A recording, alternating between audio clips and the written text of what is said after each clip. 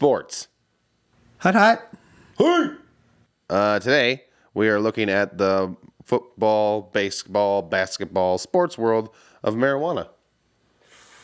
And it in the world of sports, right? So this week it was announced to be attention video that Olympians can smoke, a bunch more marijuana on this, not on the same day of competition, right? Mm-hmm. But the test levels went up from like 15 nanograms to 150 nanograms per milliliter that you can have in it. So basically meaning that you can be more of a recreational smoker, right, just not during the game time, right? So pretty crazy. And, people like former running back NFL Ricky Williams had a good interview with Bill Simmons on his show on Wednesday nights. What's the show called? Any Given Wednesday. Thank you. And so they were talking about how it's kind of a little hypocritical, how it's more for the idea of the NFL making more money because it could be done in a collective bargaining agreement, right, that they could, actually help out and make weed less of a, non-standard in the NFL, make it more of a acceptable drug, being able to for painkillers, things to that effect. Mm-hmm. And really, the only reason they don't is because,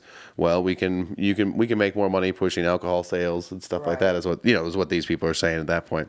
So Bill Simmons asked him, "Would you be in the Hall of Fame if weed was legal as you were playing?" And he said, "For sure." Right. So then there was a debate later about this on First Take with Max Kellerman, who took over for Skip, and of course Stephen A. Smith. Max Kellerman saying it's complete hypocrisy. Again, on that same line of alcohol is worse for you individually, worse for us societally, right, and everything to that effect. And I agree with his points on that. And Stephen A. Smith went completely against it, saying his personal opinion of people when they smoke pot, brings their level down. And then Max says, well, if it brings your level down, then that's what you do. Right.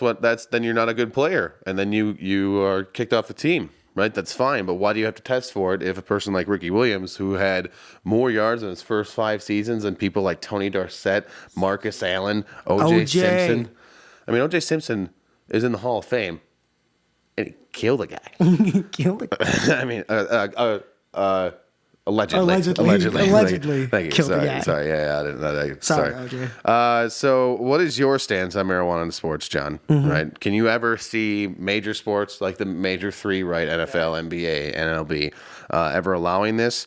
And should we be taking a closer look at the benefits? Actually, as I finish that question off, we're going to post a good video of Jay Williams, right? If you want to make a point on that, too. Duke alumni. Of what he was kind of saying of pain as well. We get put prescription drugs all the time, right, but we never look at marijuana. That's weird, I think that someday, you could find, just like the Olympics, not necessarily banning it or unbanning it, but loosening the grips on it. I could see that happening.